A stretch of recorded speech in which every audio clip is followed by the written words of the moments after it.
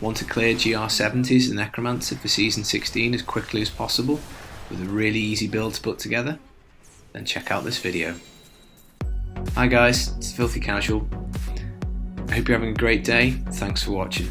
I'm super excited for Season 16, and one of the things that I think makes this season different is that we're going to finally get an indication of when a primal drops. We're going to get a red beam in the sky, and I know it's going to feel absolutely amazing to see one.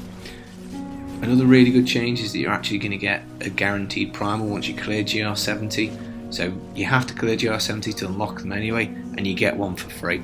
So I think that's brilliant, and I want to get that done as soon as possible. Now I thought I'd make this video to help Necromancers out, to basically get the GR70 boxed off as quickly as possible. And this build's super cheap to put together. If the game doesn't drop you any of the items, it's going to cost about 500 DBs and about 9,000 blood shards. And trust me, in Diablo, that is a super cheap build to put together. That's important because if I was playing Necromancer next season, I'd be wanting to get off the Trags set as soon as possible. It's not the best push set, it's not even the best Lancer push anymore because Pestilence is better. It's not the best speed farming set because Wrathma Skeletal Mages would be quicker, and Blight Spear is definitely better. It's not even the best chill build because Inarius Lazymancer would be better than it. So actually, Trags in a weird way has gone from being the absolute peak of the Necromancer's power to I'd say probably fall into the back of the pack. So I want to get off it as quick as possible. I don't want to waste time farming gear pieces for it. I certainly don't want to be messing around rolling cooldown on all the gear. So this build will clear GR70 with about 300 Paragon, level 40 gems, and nothing particularly difficult to find. So let's get into it. The Trags set 2-piece gives you the runes for Blood Rush, so you get all of them, and that's really handy. So you're going to have loads of armour, you can use it twice, you can heal when you teleport through people, they'll leave a corpse at your original destination, and all those things are super useful. The 4-piece gives you a really big toughness buff. You have to consume corpses to get it, but that's not going to be a problem once you get ramped up. If you die, it drops off, you just have to start again. But the 6-piece is really where it's at. 3,800% multiplicative damage when you spend life. So if you use a life spending skill, it gets multiplied by 3,800. Now, my clear is actually done on 261, so I only have 3,300. So you'll have an extra 15% damage when you're doing this. So as we're talking about damage, let's have a little chat about the multipliers we've got. So the skill we're going to be using is Blood Mages, and that's going to get juiced by the Jesseth set, which is going to give you 400% multiplicative damage provided your skeletons are commanded, and that'll be pretty much all the time. The only time they won't be commanded is if you let them drop off and forget to reset them. Now you're also going to get a multiplier from Scythe of the Cycle, which will give you 400% to your secondary skills. You'll note in the cube we also have the Circle of Naluji Vol, so you're going to get 2 mages for every cast and they're going to last longer. So that's not buffing your damage directly, but it makes it easier to get more mages out faster. You're going to wear the Tasker and Theo because you benefit from the Rogue buff in Season 16, and that's going to give you up to 50% attack speed on your pets. So mages attack quicker, more damage. You're going to have a damaging ring. It's either going to be the Crispins or the Convention of Elements. If it's the Crispins, you're going to get 100% against enemies that are slowed, extra damage, or you're going to get triple that bonus if they're under any other crowd controlling effect. So freeze, stun, then that's triple. The COE is going to do 200% when you get to the relevant rotation. There's 3 rotations, so that's kind of like a flat 66% damage buff across the rift, and either of them will work just fine. I'm using the Crispins, but mine's rubbish, it's got bad rolls on it, so again, you'll have a better one I'm sure. You're also going to have the Enforcer gem, you're going to have the Bane of the Trapped, and those two are both going to give you flat damage increases, one for your pets and the second for basically being up close and personal. The build style probably benefits from being further away, so you can run a Zystone of Vengeance or a Bane of the Powerful, but I've gone with the Trapped because I just find that sometimes it's not possible to control yourself and be too far away. In terms of defense, this is probably one of the trickiest bits of actually getting this GR70 done because Necro is super squishy, particularly without lots of supporting items, Ancients and Paragon. But we'll do our best. The 4-piece gives you almost like a double toughness boost when that's fully up. You're going to get a 50% damage reduction from Dainty's Binding. We're going to run Oral Frailty, so that's going to be up all the time. you've got bone armour, so that's 3% damage reduction per stack, 10 stacks hopefully at all times, so that's 30%.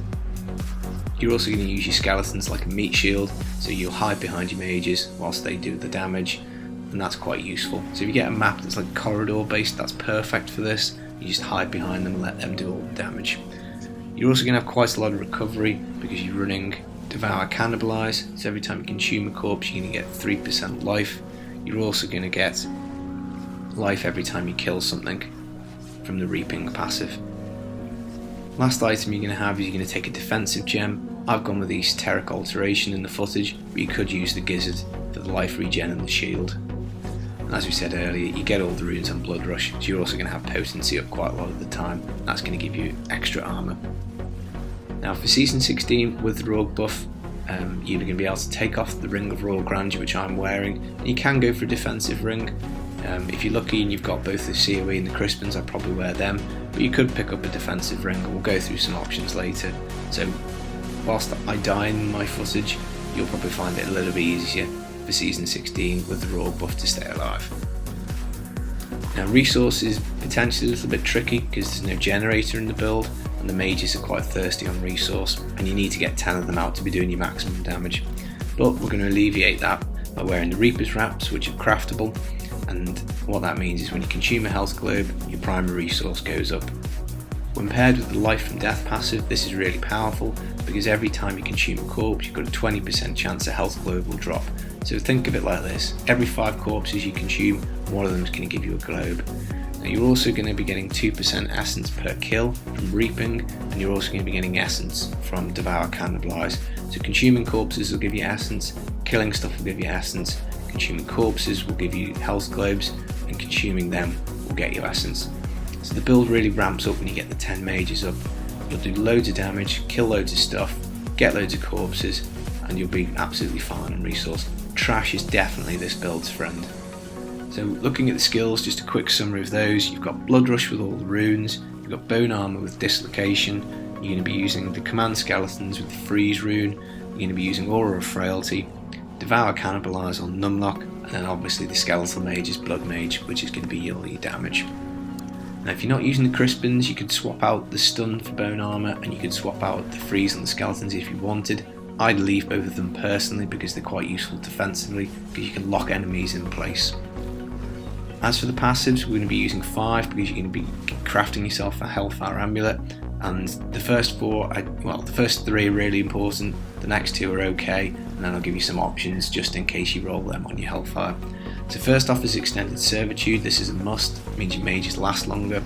2, Life from Death. That's how you're proccing your health globes from consuming corpses. 3 is Reaping, 2% life and essence per kill, so that's pretty good. And then the 4th one, Spreading Malediction. That's why you're going to use Bane of the Trapped, because you're going to be cursing things with Aura of Frailty and getting a damage boost. So port in, curse them, port out, that type of thing. Final Service is the last passive that I'm using. I personally reckon you do need this because you are squishy and there's a good chance you'll proc this.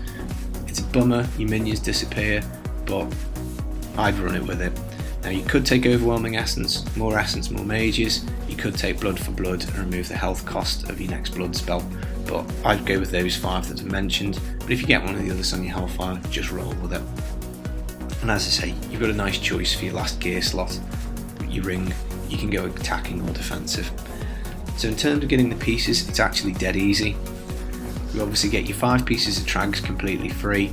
Your Reaper's Wraps are craftable. All you have to do is kill Malthael on any difficulty to get the plan, so that's super easy. Your Hellfire you're going to craft yourself, so again that's pretty easy. What I would do initially is spend my DBs on Scythes, because you want to get the Scythe of the Cycle and the Jesseth one as quickly as possible. Now it'll take you 100 DBs to get each of them, because there's only 4 in the loot pool, so on average, if you upgrade 4 Scythes, you'll get the one you want. So you'll probably get them quicker, but 200 is going to be your minimum bottom line average. To complete the Jesseth set, you need the shield. Again, there's only 4 in the loot pool, so I'd run shards on those. It's going to take you about 1,000 to get them.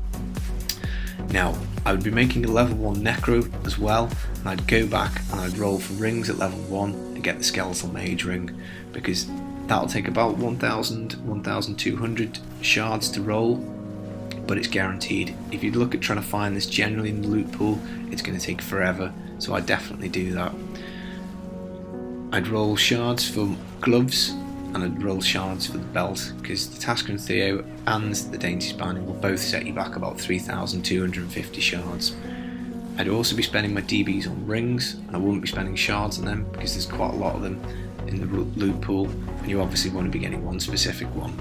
Now it's going to be about 600, 620 to find either the Crispins or the Convention, but the good news is that you could easily find both, and you can divide that by 2 because you only need one of them to make it work. So it's another 300, 310 DBs to get one of the rings. Now, you can find all sorts of stuff that's usable in the rings whilst you're looking for one of them. So you could find a Justice Lantern, you could find a Lornell Sunstone, you could get a puzzle ring to get Boon of the Hoarder, you could get a Stone of Jordan, Broken Promises. Basically, as long as you've got Crispins or a COE, then any other usable ring will do. The last item that I've got in the build in the cube is the Leoric's Crown. That's craftable, well not craftable, rollable at level 1, and that'll cost you 250 blood shards because it's the only helm in the pool. But again, you'll probably find something that'll be more useful as you go, so for example a string of ears, ice climbers, APDs, nemesis braces, Requiem Cerebrate, St Archie's Gauge. They're just a few off the top of my head that I thought about earlier. So basically anything can go in that slot, but 250 blood shards you can get a Leoric's and give yourself a bit of a toughness boost. Now as I say, without finding any of the items dropped, it all adds up to 500 DBs and 9,000 shards, and that's super cheap.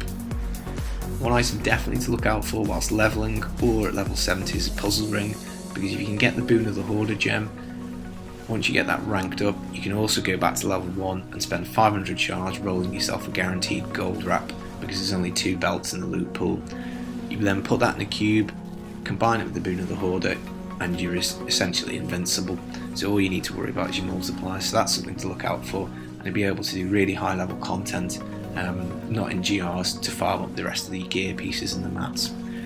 The stats for the gear, nothing complicated, you don't need CDR, just stack toughness, double crit, attack speed and main stat, and it's pretty easy. You know, like I've put this build together about 3 weeks ago, and I've been waiting for 264 to go live. It hasn't, so I picked it up having not played it for a while, and I've made a couple of cock-ups whilst doing the clear, but I only die once. And if you've been playing this build to gear it up, you'll be very familiar with the style, and you'll be clearing GR17 absolutely no problem. So that's it, that's the build. Get it done, quick as possible, get your first primal and get on to a different set. I hope you've liked the video, I hope it's been useful. If it has, leave me a like, leave me a comment, drop me a sub. Greatly appreciate any of those things. So good luck in season 16, and I hope it's a good one. I'll catch you in the next video. Peace.